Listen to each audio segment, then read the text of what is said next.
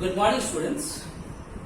Yesterday, I discussed three functions of marketing and sales department. Then I discussed function number 1, marketing research. Second, I discussed production planning and development. And at last, yesterday, I discussed the function of pricing. Then I told you what is marketing research. Then I discussed you what is called production planning and development. And at last, I discussed one of the most difficult functions of marketing and sales department, that was pricing. And I explained you why pricing is one of the most difficult functions of marketing and sales department. Today, I am going to discuss the remaining three functions of marketing and sales department. Now, what is the fourth functions of marketing and sales department? The fourth function is promotion. Now, what do you mean by promotion? If you come to the basic knowledge, if I ask you what do you mean by the promotion? If I ask you, as students of class 9, if I ask you, what do you mean by promotion? What will be your answer? Your answer will be, sir, promotion means when someone is working in a lower post and he is given a higher post, that is what is called promotion. That means, what is happening? His post is increased. From where? From the lower post to upper post. And this increase is basically called the promotion. And that increase of promotion is being used for the purpose of your service or the job. Now here we are talking about marketing and sales department, and there I am talking about one of the function is promotion. So here also the promotion means increase, but not increase in the post. What is increase? Increase of sales volume. Whatever earlier you are selling, the number of sale, how you are going to increase, that particular function is called the promotion function of marketing and sales department. So here the promotion means increase of sales volume of what? Of marketing and sales department. How they are going to increase the sales? To increase the sales, what they have to do? They have to motivate who? The prospective buyers. They have to attract the prospective buyers about a particular product or a particular service. And when they motivate them, when they attract them, what is going to happen? Automatically the sales volume will increase. And what is going to happening? Their promotion, their increase, sales volume is going to be increased. So the sales volume increase is called the promotion. And how they are going to do it? By motivating or by stimulating or by attracting the prospective buyers to buy the goods. Now what methodology they are going to use to motivate them? Number 1, advertisement. All of us are knowing advertisement motivate most of the people. Second thing, salesmanship.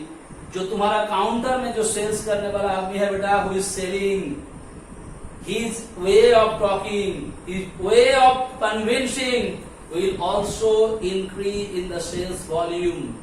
You must be noticing beta, sometimes in your village, afternoon time, summer time, when your mommy is taking rest, you must have been noticed, sometimes some fellow come to your house and they bang the door.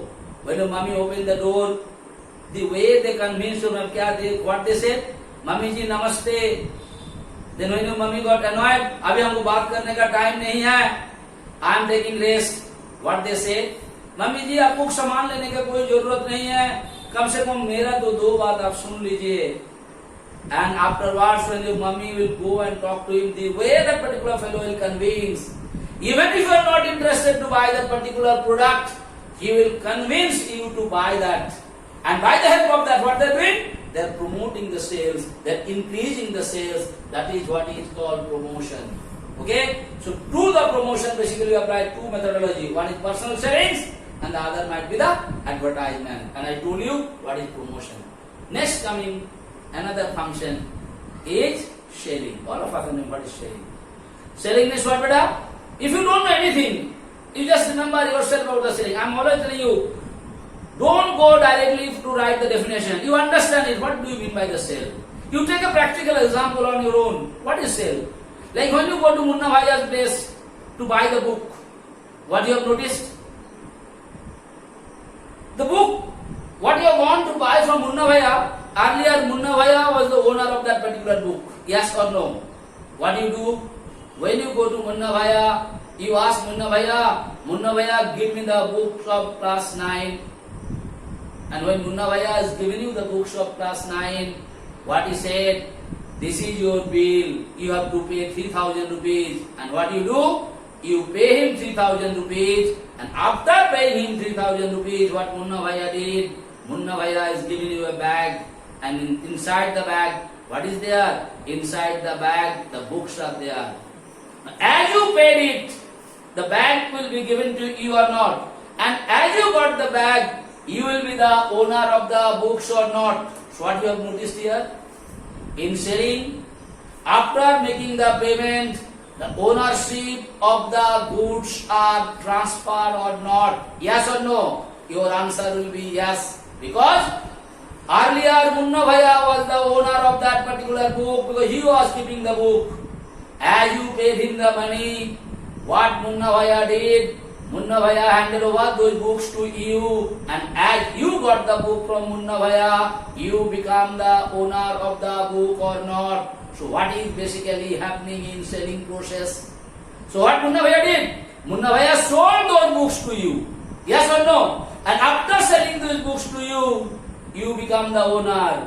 And what Munna Bhaiya got from you? Munna Bhaiya got the money or the cash or the amount of the books from you or not. So that is what is called the selling. So what is selling? Process of convincing the customer to buy goods, transferring the ownership of goods after collecting payment. Whatever I told you, that is what is called selling.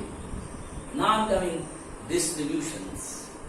What do you mean by distribution here? Now distribution means the product what already you been produced, that product has to reach to the customer. The person who wants that particular goods, it has to be reached to them. If it is only in your storehouse or in your warehouse, you are not going to get the value for that. So what you want to do? After doing the production of the goods, you want to reach them to the prospective buyers. Those who are willing to buy those goods, it has to be reached to them. Now distribution is basically called that methodology. How you are going to reach those particular products to the customer.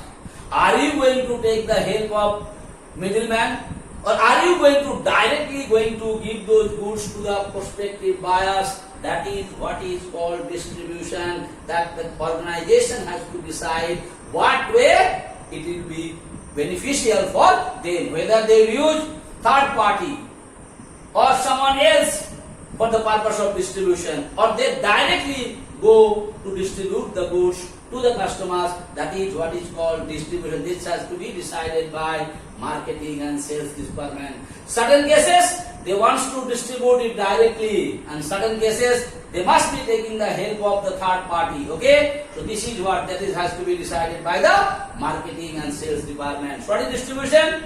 It involves choice of channel of distribution. Which channel go, and physical distribution of goods. कौन channel में जाएगा, and at last the goods should reach to the customer who wants it. Okay, so today I discussed the remaining functions of marketing and sales department.